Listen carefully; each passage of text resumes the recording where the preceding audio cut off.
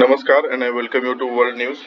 देखिए, ये न्यूज जब आई थी US become India's biggest trading partner surpasses China, तो चाइना ने बहुत कुछ रिक्लेम कर दिया। चाइना ने ये रिक्लेम किया कि वो अभी भी इंडिया का सबसे बड़ा ट्रेडिंग पार्टनर है। देखिए, न्यूज छपी है बिजनेस स्टैंडर्ड में, उसमें आप लोगों को बताने की कोशिश करता हूँ कि जो चाइना है वो China claim it is still India top trading partner as per its data, not US. China ने ये क्लेम किया है कि उसने इंडिया का अभी भी वो सबसे बड़ा ट्रेडिंग पार्टनर है और यूएस नहीं है। वो डाटा के हिसाब से ऐसा चाइना ने क्लेम किया है।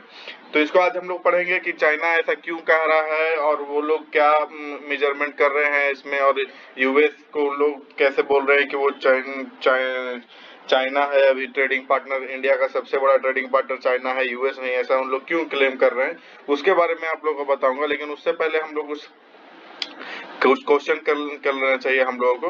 तो क्वेश्चन है कि अभी जल्दी में ही किस कंट्री को एफएटीएफ ग्रे लिस्ट में डाल दिया गया था। तो आप लोग इसका आंसर बताइएगा, ठीक है ना। Which of the following country is recently put on the grey list of FATF? Oman, Vietnam, south Korea, United Arab अमीरात। इसमें चारों में से कौन सा ऐसा कंट्री है जो जल्दी में एफएटीएफ ग्रे लिस्ट में चला गया था, उसके बारे में आप लोग बताइएगा। और ये आपको हम इसका आंसर मैं आपको वीडियो को लास्ट में बताऊंगा। और चलिए आगे बढ़ते हैं हम लोग। देखिए, न्यूज ये था कि US become India's biggest trading partner surpasses China. अब ये न्यूज से ये जब डाटा ये बाहर आया तो चाइना को बहुत बड़ी मिर्ची लग गई और इसके बाद उसने ये कहा कि अभी भी चाइना इंडिया का सबसे बड़ा ट्रेडिंग पार्टनर है। और उसने ये क्लेम किया कि चाइना अभी भी सबसे बड़ा ट्रेडिंग पार्टनर है। China claim it is still India's biggest trading partner as per its data, not US. तो इसने चाइना ने ये क्लेम किया और बहुत सारे न्यूज़पेपर में ये चीज छपी है। और कि China remain top trade partner of India, not US, ऐसा चाइना ने कहा है। वहाँ के जो चाइनीज फॉरेन मिनिस्ट्री है, उनके जो स्पोक्स पर्सन है जॉ लीजियन, उन्होंने ये कहा है कि his country remain the largest trading partner of India for the first time the bilateral trade exceeded USD 100 billion in 2021। तो उन्होंने ये कहा है। अब हम लोग इसमें ये देखेंगे कि ये चाइना क्यों कह रहा है ऐसा। देखिए, होता क्या है कि ये जो चाइना है वो इसलिए बोल रहा है कि इंडिया और चाइना के बीच में जो मेजरमेंट होता है ट्रेडिंग का और ये जो फाइनेंशियल ईयर होता है उसमें एक डिफरेंस है। जैसे हम लोग जब मेजरमेंट करते हैं तो अप्रैल से मार्च तक करते हैं, लेकिन चाइना में यही सेम चीज होता है जनवरी से दिसंबर तक, ऐसे करके। तो हम जब भी जनवरी से दिसंबर तक होता है तब उस टाइम पे ये लोग पहले अपना रिजल्ट निकाल चुके होते हैं और हम लोग अप्रैल से मार्च तक का रिजल्ट निकालते हैं। उसमें चाइना ये कह रहा है कि हमारा तो ट्रेड हुआ था 125.66 बिलियन का 2021 में, ऐसा स्पोक्स पर्सन ने कहा। तो अभी उसका 2022 वाला भी आएगा क्योंकि 2022 तो अभी चल रहा है, तो उनका अभी बाद में आएगा। तो इन्होंने ये कहा कि इस तरह से तो अभी हम लोग हैं सबसे बड़ा ट्रेडिंग पार्टनर। लेकिन जो इंडिया का जो अपना जो मेजरमेंट है उसके हिसाब से अभी यूएस सबसे बड़ा ट्रेडिंग पार्टनर बन गया है। 119 बिलियन डॉलर समथिंग है ऐसा। मैं आप लोगों को दिखाऊंगा उसमें, एक मिनट में आप लोगों को दिखाता हूँ। उसमें यूएस सबसे बड़ा ट्रेडिंग पार्टनर बन गया। देखिए, 119.42 बिलियन डॉलर का जो बायलेटरल ट्रेड हुआ है वो हुआ है, जिसमें इसमें पिछले वर्ष जो था फाइनेंशियल ईयर 2021 में, उसमें ही दोनों के बीच में बायलेटरल ट्रेड 80.51 बिलियन डॉलर का हुआ था, जो अब बढ़ के 119.42 बिलियन डॉलर हुआ है। उसमें देखिए चाइना जो है वो हमेशा इंडिया को सरपास करता है। चाइना हमेशा इंडिया को ज्यादा एक्सपोर्ट करता है, लेकिन इंडिया चाइना को ज्यादा एक्सपोर्ट नहीं कर पाता है, ठीक है। तो उसमें इंडिया को एक बहुत अच्छी बात है कि जब जब जब भी इंडिया यूएस के साथ करता है जब ट्रेडिंग, तो उसमें इंडिया को एक बहुत ही बड़ा फायदा ये होता है कि इंडिया यूएस को ज्यादा एक्सपोर्ट करता है और यूएस इंडिया को कम एक्सपोर्ट करता है। देखिए, चाइना के साथ क्या होता है कि चाइना हमें ज़्यादा एक्सपोर्ट करता है। अब ये ट्रेड डेफिसिट है वो 2021 में $44 बिलियन का था, लेकिन अब 2022 फाइनेंशियल ईयर में $72.91 बिलियन का हुआ। तो देखिए कितना बड़ा गैप है, 72.91, लगभग $73 बिलियन का ज़्यादा एक्सपोर्ट कर रहा है चाइना इंडिया को। लेकिन यूएसए के केस में ऐसा नहीं है। यूएसए के केस में ये है कि इंडिया और यूएसए के बीच में जितना ट्रेड हो रहा है उसमें $32.8 बिलियन का लास्ट ईयर सरपास किया था इंडिया। ठीक है, तो इंडिया हमेशा इसमें ग्रोथ पा रहा है और इंडिया बहुत ही अच्छा वहाँ पे ट्रेड डिफिसिट वहाँ पे नहीं हो रहा है, जबकि ग्रोथ हो रहा है, एक्सपोर्ट ज़्यादा हो रहा है यूएसए के मामला में इंडिया को। तो इसमें इंडिया का इसी तरह वो लार्जेस्ट ट्रेडिंग पार्टनर बन गया है। लेकिन इंडिया चाइना बोल रहा है कि अभी भी वो इंडिया का सबसे बड़ा ट्रेडिंग पार्टनर है। उसमें आपको मैं दिखाता हूँ, India top trading partner. India primary trade in mineral fuel, refined unrefined and gold.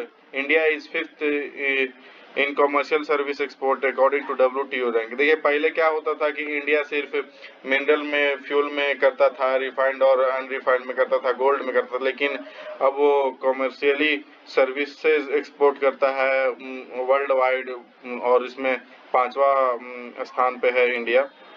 देखिए top trading partner US, China, UAE, Hong Kong, Singapore, ये है 5 टॉप ट्रेडिंग पार्टनर, जिसमें अब जो यूएस है वो सबसे टॉप पर आ गया है। लेकिन China is the second largest trading partner. और destination for India is physical 2021 with outbound merchandise shipment rising 27.53% to $21.18 billion in pandemic year. इसमें देखिए चाइना के साथ क्या हुआ था कि शिपमेंट इंक्रीज हुआ था, सेकेंड लार्जेस्ट पार्टनर है इसके बावजूद, और इसमें पेंडेमिक के दौरान 21.18 बिलियन का ज़्यादा ट्रेड हुआ था। लेकिन यूएस अब बन चुका है इंडिया का टॉप ट्रेडिंग पार्टनर, लेकिन शिपमेंट डिक्लाइन हुआ है 2.78% से, और to 51.63 billion with India merchandise trade, both export and import, falling amid global lockdown and disturb to logistic. देखिए हुआ क्या था, देखिए टॉप पे तो बना है यूएस, लेकिन जब ग्लोबल लॉकडाउन हुआ था उसमें डिस्टर्ब हुआ था, लॉजिस्टिक्स डिस्टर्ब हुआ था, जिसके वजह से इंडिया का ये जो डिक्लाइन हुआ था इंडिया का, इसमें ट्रेडिंग पार्टनर जो यूएस है भी सबसे बड़ा, उसमें सबसे बड़ा डिक्लाइन हुआ था जब लॉकडाउन हुआ था। लेकिन इंडिया अब चाह रहा है, इंडिया का ऐसा एम है, जैसे आप लोगों ने नरेंद्र मोदी जी को बोलते हुए सुना होगा कि हम लोग इस साल फाइनेंशियल ईयर 22 में हम लोग $400 बिलियन का एक्सपोर्ट करने वाले हैं। तो ये एम है इंडिया का कि $400 बिलियन का एक्सपोर्ट करेगा फाइनेंशियल ईयर 22 में। तो देखिए ये इंडिया के साथ ये बहुत अच्छा बात है यूएस में, कि यूएस के साथ जब भी करता है इंडिया तो वो सरपास करता है, लेकिन जब चाइना के साथ करता है तो ट्रेड डिफिसिट होता है, वो भी बहुत ही बड़े ह्यूज डिफरेंस के साथ। $73 बिलियन, अब समझिए $73 बिलियन। पिछली बार $80 बिलियन का था लगभग यूएस के साथ, और $80 बिलियन के आसपास से ये $73 बिलियन, उतना सिर्फ ट्रेड डिफिसिट हो रहा है इंडिया के चाइना के साथ। ठीक है, तो ग्लोबल टाइम्स में एक आर्टिकल छपा था कि rosy India US trade data may be danger to New Delhi. देखिए ग्लोबल टाइम्स ने ये बोला है कि इंडिया और यूएस का जो ट्रेड डाटा है वो डेंजर है न्यू दिल्ली के लिए। न्यू दिल्ली इसका मतलब इंडिया के लिए। उन्होंने ये कहा है कि Chinese enterprise are not afraid of competition, we are pleased to see constant increase of India presence in US market. देखिए इन्होंने अभी देखो इन्होंने कहा कि एक डेंजर है, इसके बाद फिर ये कह रहे हैं कि हम प्लीज है देख के कि इंडिया कांस्टेंट इंक्रीज कर रहा है यूएस मार्केट में, और फिर ये भी कह रहे हैं कि Chinese enterprises are not afraid of competition. देखिए हो क्या रहा है ना कि चाइना यूएसए को एक्सपोर्ट करता है बहुत सारे चीजें को। अब जो चाइना जो चीज एक्सपोर्ट कर रहा है वही चीज इंडिया एक्सपोर्ट कर रहा है, और जब इंडिया का सामान वहां पे ज्यादा चलेगा तो चाइना का ऑब्वियसली वहां पे सामान कम होगा।